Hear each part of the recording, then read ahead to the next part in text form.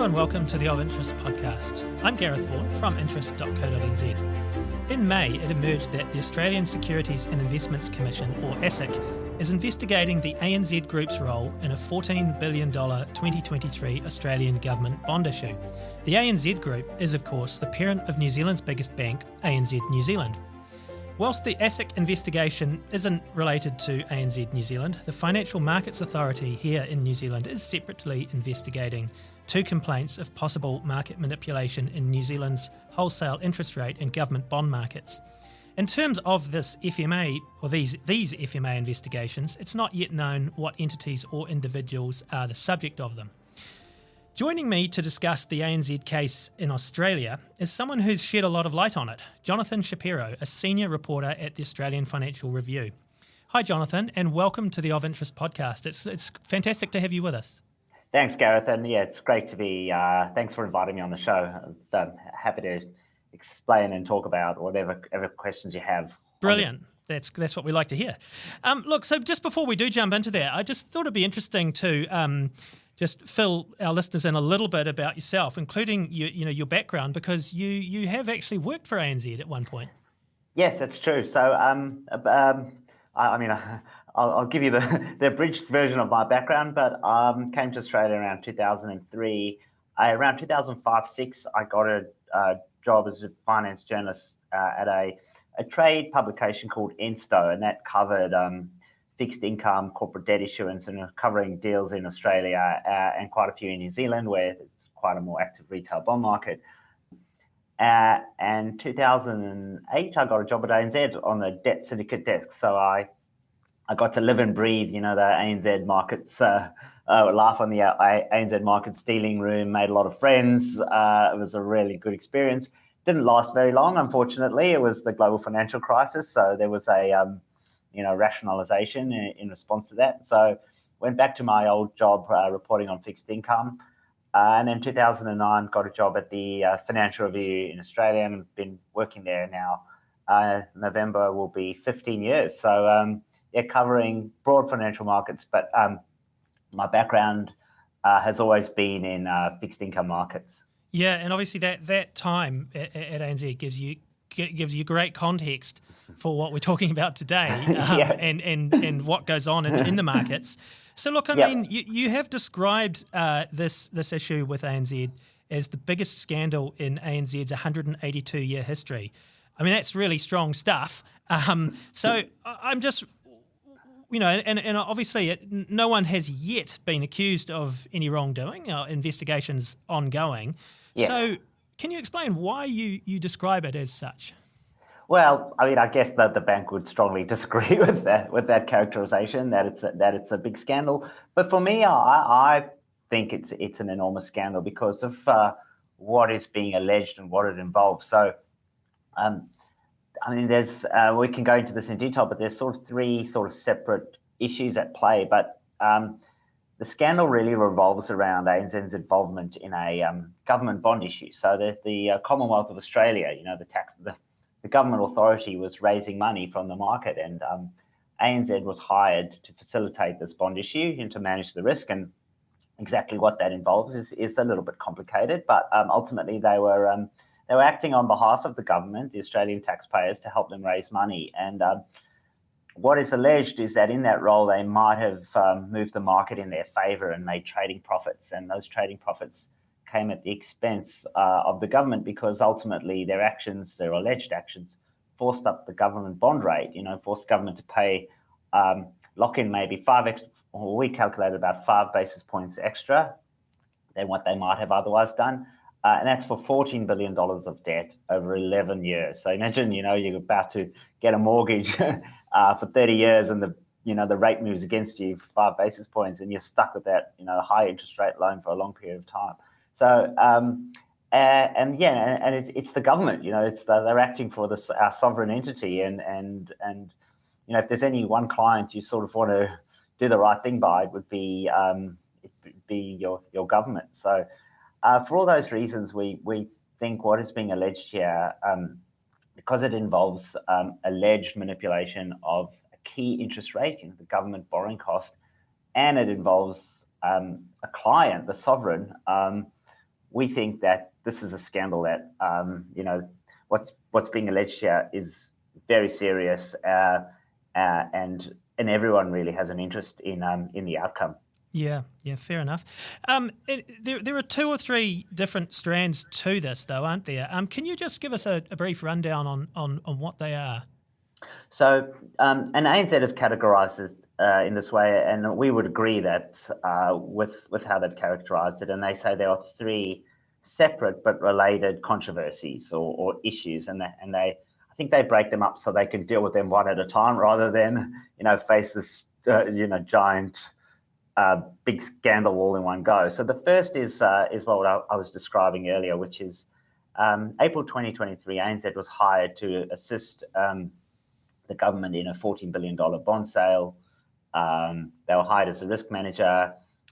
In the moments the deal was about to price, the rate moved against the government and arguably in favour of ANZ. So there's an investigation as to what went on. Why did the rate move the way it did at the time that it's still priced? And that's a sort of a investigation into potential manipulation or market interference. The second issue revolves around ANZ providing the government borrowing authority, so the Australian Office of Financial Management, which is a unit of the government that handles all the debt raisings. They work out how much to raise, when to raise it, what maturities. Yep. So like New Zealand debt management over here. The same. It is exactly. Yeah. It's the exact equivalent, and they don't, because they're not a market they're not in trading the bonds themselves. They rely on the banks in the market to provide them with information as to how actively the bonds are trading in the secondary market. So every quarter, they ask the banks to provide them detailed breakdowns of government trading, and this is so they can understand how liquid and active the market is for their bonds. But it also helps them assess which banks are sort of doing the most trading, so that when they do a bond raising, they know which banks are the most appropriate to hire because they're trading the most or they're the most active. But what has emerged, and it seems like it's sort of come out because of this other investigation, is that the information that ANZ was supplying to the AFM was inflated. So they, by our estimates, about $50 billion that inflated the amount of government bond trading they'd done in the financial year ending 2023. So that sort of double counted certain numbers and miscategorized and a whole bunch of things. And the ultimate result was that they presented to the AFM turnover of government bond trading that was $50 billion higher than if they'd summed the numbers properly. So that raises questions about whether they did that intentionally and whether they got an unfair advantage. And whether they were on that bond deal that we were talking about earlier in the first place, like whether they should have legitimately been awarded a role on that deal because maybe their actual trading didn't quite justify it. The third issue, which might seem unrelated, but in my view is related, is workplace conduct and bad culture. So been internal investigations. There's been complaints, and that's led to internal investigations about the behaviour of certain traders. And our understanding is some of these traders have been involved in these bond deals that we've mentioned earlier, and it relates to bad behaviour, bullying, excessive substance abuse, basically coming to the office after heavy lunch sessions, and it basically can be summarised as bad behaviour and poor culture that wouldn't be accepted elsewhere. And the reason I would say it's related is because it seems to be the same individuals in the same team. So it wouldn't be unfair to take a holistic approach at these 3 issues and ask if there's a broader problem at the bank. Okay, and one of your colleagues interviewed ASIC's chairman, Joe Longo. What's he saying about this? Well, the interesting thing about that interview, another one of my former colleagues interviewed Shane Elliott on the radio in Perth and asked him about these issues, and he downplayed them quite a lot. He said, it's just a bit of a please explain. Every time there's a big transaction, the regulator wants to know more, and they asked some questions and they didn't quite get the answers. So he really downplayed it. And I think when my colleague had repeated or those words to the ASIC chairman the following day, because just fortuitously he was interviewing Joe Longo, it seemed like that was not the way he saw it. He said, well, we don't do these investigations lightly. We're doing this, we're investigating ANZ because we have reason to believe that there was a serious breach of the law. And obviously that doesn't mean that they've come to a conclusion, but the fact that they're knee deep in an investigation suggests that it's something more than a please explain. It's very serious. And the fact that ASIC is investigating in the way it is means that there could be a problem. And you mentioned Shane Elliott, who, of course, is ANZ's Group CEO and is very well known over here in New Zealand. I mean, he is a New Zealander. He's over here quite a bit. What's he been saying, and is he still playing it down, or is he sounding like he's a bit more concerned now? I mean, has ANZ acknowledged there's been any wrongdoing at all? It's a pretty straightforward question with a less straightforward answer, but I'll try and summarise it as best as I can. And I would say that Shane Elliott, he does say he's accountable. He said, look, he's accountable. There's problems, but as far as I can interpret it, and as far as I can judge from his appearances, he's saying, look, the fact that this is in the newspapers and the fact that this is such a there's so much coverage and questions being asked and legitimate questions being asked. He's saying he has to be accountable for that. It shouldn't have got to this point, where there's front page news articles and politicians are asking about this, and they've made 3 traders have left the bank and a 4th has been warned. So he accepts that, the reputation of the bank's been hurt. But he's pushed back on each of those 3 issues that I explained earlier. So he's saying, as far as they can tell, they didn't see any evidence of manipulation on that day. They've gone through their own evidence. I guess we'll see, in time whether that's the case, or maybe manipulation is quite a serious allegation. Maybe there's no evidence, or maybe there's some lesser sort of issue on that day. So he has strongly pushed back on an accusation or allegation of manipulation. The issue about misreporting of information to the government, he's also said, look, these things are complicated, that swings and roundabouts. Some numbers were too high, some were too low. And as far as he can tell, it was an innocent mistake. He accepts it was a mistake and he's apologised to the head of the government borrowing authority, but he's of the view that, look, this is just one of those things, it's complicated, big numbers, strange, difficult requests and an innocent mistake. On the workplace culture, when he appeared before the House of Representatives, he said, as best as I can summarise, that these traders, they used some bad language and maybe they had a few too many wines at lunch and come back to the office. And while they were perfectly capable of doing their jobs that afternoon, technically they had tripped up on the rules of ANZ, and therefore they had to be fired. So again, didn't seem to be of the view that their misconduct was serious. It was just, by letter of the law, a sackable offence, or they had to come up with an agreement where those traders had to leave the bank. So I guess in some respects, he accepts it's very serious, and the headlines and the allegations are serious. But at the same time, I think on each of those 3 issues, he doesn't seem, or at least the bank's position now is not to accept that, the seriousness of the allegations, and to let the various investigations play out further. So he's basically, if I summarise what you're saying, he's basically saying there's some bad individuals who've done some things that are wrong, and then some mistakes that the bank made in terms of reporting their bond trading. But there's no admission of any sort of cultural problem or actual wrongdoing by ANZ at this point. I think that what you've said is fair. I think that is their position at the time being, is that, like mistakes, but not nearly as bad as what's been reported. He took exception to the word scandal. He says it's not a scandal. He says the facts don't support that. don't know if I fully agree with that. I think this is a big issue, and I think the very nature of the allegations and the sphere of in where they're taking place, which is acting on behalf of the government and providing information to the government, I think that is serious. But at the same time, it is an investigation. It's being worked through. So until those investigations are complete, I guess maybe it's fair to give ANZ and Elliott the benefit of the doubt. Is there any indication with ASIC when their investigation will be concluded? They've given a few public hints and comments that it would probably be towards the end of this year or early next year. As you may recall, there was around 2015-16, there was investigations into manipulation of the bank bill swap rate, and all four of the big Australian banks were involved in that.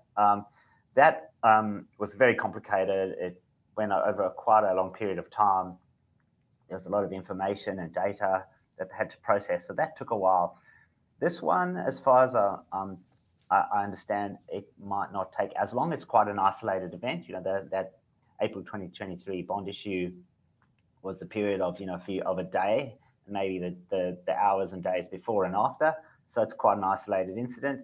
The AOFM reporting as well, there wouldn't be a huge volume of information that ASIC would have to go through. So it's a lot less of a sprawling sort of investigation than has been in the past. So this one might take quicker than other investigations. And I guess it sort of boils down to allegations of rate rigging and also allegations of misleading or providing false information to the government, which ANZ says was a mistake, but they have acknowledged doing some. I mean, are those the two kind of key points? Yes, yeah. I mean, the workplace culture is, I guess, it's sort of up to the individuals. But yes, that is essentially what is at stake here. Is did ANZ and its traders interfere with the market? And the market, it's not just the market, it's the government bond rate, the 10-year bond rate, which is one of four sort of key benchmark rates that are all pervasive and sort of the whole financial markets rely on. So it's not just your normal market rate. It's a key sort of input. It's the rate at which the government borrows money from the market. So and then the client is the taxpayer as well. So it's a very big important client. And then whether the information they've provided to the government, the data, whether that was deliberate or accidental. And if it's deliberate, I guess it would be very serious. Supplying false information to a government agency. We have seen scandals, escalate to a lot larger scales on sort of similar issues. And I mean, obviously, we're a few years on from the Royal Commission in Australia now, but the issue of bank behaviour and reputations is always, something that's not far from the news.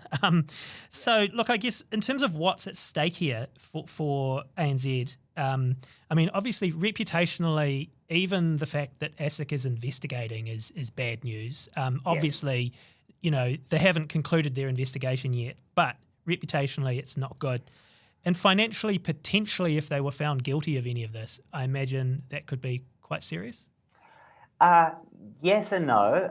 So the penalties, whenever I've spoken to anyone about this, the common response is it's very early days. I mean, the number that we've sort of been quoted, given the change in the rules post the Royal Commission, is around $780 million is what the fine could land up being. They've actually already been hit with an additional $250 million capital charge from the prudential regulator. That's not like a monetary penalty. That's just sort of money they can't use to make loans. So they've got to set it aside because the prudential regulator isn't impressed with the way the bank's being run. So they sort of asked them to keep this money aside. The analysts that have looked at this issue say that there is a financial cost. Their markets trading division might make less money, and I think JP Morgan downgraded the results of all their forecast earnings from ANZ by about 1 or 2%. So not a huge number, but so the financial cost will probably not be that material, but it's a reputational cost. So what analysts have said around Westpac is, and CBA is, when they were dealing with the money laundering issues, it was a huge drain on management resources. They had to divert a lot of their minds, their capital, their time towards fixing problems rather than trying to grow the bank. So, they're like stuck in a bog rather than being able to, push the bank to new heights, and to drain on management. This certainly has taken up a lot of time of the board, the time of the executives. There's a lot of speculation as to how the leadership, who are going to be the new leaders of the bank, whether the current sort of candidates might be tainted by this, what the board thinks. So the analysts have said, like, past experience means even if there's no like tangible monetary cost, there are problems. And ANZ has just acquired Suncorp. They've just formalised an acquisition of Suncorp, which is probably biggest deal that Shane Elliott's done, and that's going to be quite a difficult integration process. So there are questions as to whether ANZ have can they deal with these problems with the regulators breathing down their necks and integrate this big acquisition. So there's plenty of questions around ANZ. Another point you made around the Royal Commission, which is interesting, is yes, so we are a few years after the Royal Commission. But one thing we've observed just in our coverage is the attitude towards the banks amongst politicians has changed. I think the government is asking more of the banks, to do things. So they're leaning on the banks more, and the banks have become a lot more politically savvy. They've realised, I scratch your back, you scratch mine. So they basically there's a lot of back scratching going on. And what is interesting to me is that even though I think on its surface the scandal is this issue is quite scandalous and should be quite damaging to the bank, politicians have, to my mind, have sort of held back a little bit. They haven't really piled on. I mean, the interesting thing about this situation is there's a direct link between the bank's actions and the government. Like the allegation is ANZ's traders pushed the bond rate up, which meant the government paid more for funding. So there's a direct link between the government/taxpayer and the bank. But the level of outrage, at least amongst the politicians, hasn't been as intense as we saw during the Royal Commission. And we think, talking to people that work in and around the capital, we think the banks have learnt to sort of navigate, politics a little better. So we'll see. Whether the regulators have or haven't is another issue. So they might be able to appease the politicians from getting less outrage, but can they keep ASIC and the potential regulator from really pursuing this? They probably can't. And in the meantime, while the investigation is going on, is ANZ still playing any role in Australian government bond issues?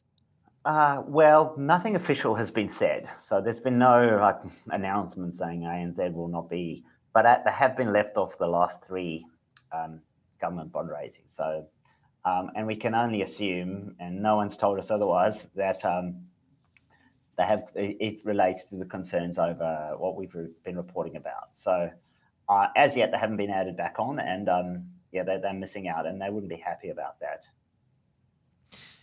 And I mean, obviously, I mentioned at the top that there's FMA investigations in New Zealand going on, and I mean, there hasn't been as much information in the public domain on this, but they're talking about how they had 6 complaints over the last few years about possible market manipulation in New Zealand's wholesale interest rate and government bond markets.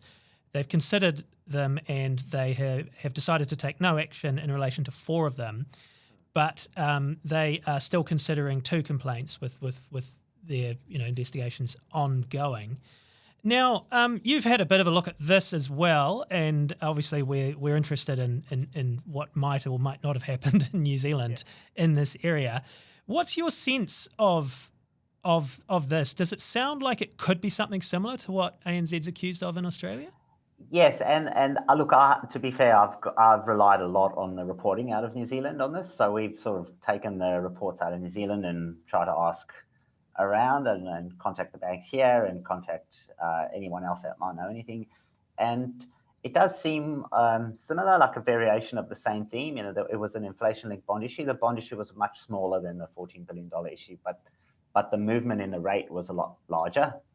The alleged sort of cost to the taxpayer was around 33 million New Zealand dollars. So Yeah, it did seem curious. Apparently, it raised a lot of eyebrows at the time when it was done. So yeah, it will be interesting to see whether the New Zealand authorities, investigate with as much enthusiasm and vigor as what we're seeing in Australia. So we'll be watching it with a lot of interest. We're also interested in which banks are being investigated. We've tried our best to narrow it down. With, I guess, as much success as reporters in New Zealand have had. So we'll just have to wait and see. Yeah, I mean, there's not too many that it could be. There's I think the New Zealand Debt Management's approved primary dealers list has I think 7. I'm looking at a list here. Yeah, 7 banks, and all the big 4 Australian banks are among the 7. And then there are 6 banks that trade in our bank bills market used to set the benchmark BKBM rate over here. So it's not a big group of banks, and I guess maybe some individual traders may be under investigation. We don't know that yet, but yeah, it's very interesting. And I guess, I mean, looking more broadly, Jonathan, I mean, as these two, the investigation in Australia, obviously high profile with ANZ and what may or may not happen in New Zealand, as it all plays out, I guess from a broader perspective, the bond markets have grown in importance in both Australia and New Zealand. The government bond markets have grown in importance in recent years. Obviously, through the COVID period, we saw huge amounts of government bonds issued, and still we're seeing huge demand for New Zealand government bonds. How are sort of investors, especially international investors, going to be looking at these investigations? Well, I mean, the irony is, that what happened on April 2023 pushed the bond rate up. So those investors might have earned more money, but ultimately market integrity is absolutely critical. And investors, New Zealand and Australia, as much as our markets have grown, we're pretty small fry in the big bond market picture. And there's some very serious, large pension funds, sovereign wealth funds, central banks that maybe a decade ago were not investing in Australia and New Zealand. I think for various reasons, they're trying to diversify their currency exposures across the world. But they will want to have faith in market integrity especially when they go into new smaller markets. They don't want to be on the other side of any funny business. They want to make sure that the markets they're trading are clean, but it goes beyond foreign investors. Australian and New Zealand investors, where pension funds save our super funds, our pension assets are invested in the bond market, and it's extremely important that these markets are trustworthy. The 10-year bond rate or all bond rates, actually, they set the price of all assets, right from a bank stock to a corporate bond. It's underpinned by the government bond rates. That's the risk-free rate. So regulators should absolutely be looking at any issues in these markets and making sure that they're transparent, that they're clean, and that there's nothing untoward going on. And one would think that participants in that market, especially the big banks of these countries like New Zealand and Australia, would have an interest in making sure that firstly that they're doing everything they can for their client, the government, but also making sure that that the bond market is works as efficiently as it can. So I think it's absolutely important. The bond market is a bit esoteric, especially in Australia, where most people are either shares or term deposits. I think in New Zealand there's a lot more activity investing in bonds. Housing here, yeah. Yeah, but and housing. But you're absolutely right. It's very important. The bond markets, I think so. Like, people probably underappreciate how much everything is priced off the risk-free rate, the rate that the government borrows at. So I think we should be making sure that the rate that the government borrows is the fair rate. Yeah, absolutely. Well, look, thanks so much, Jonathan. That is Jonathan Shapiro, who is a senior reporter at the Australian Financial Review, and I'm Gareth Vaughan from interest.co.nz with another episode of our Of Interest podcast.